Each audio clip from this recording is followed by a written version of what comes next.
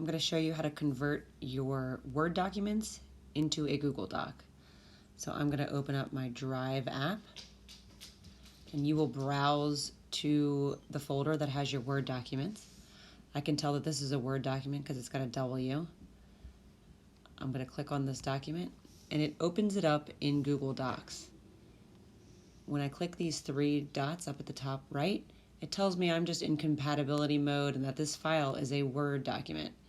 In order to convert it, I will hit Share and Export right here, and I will choose Save as a Google Docs file.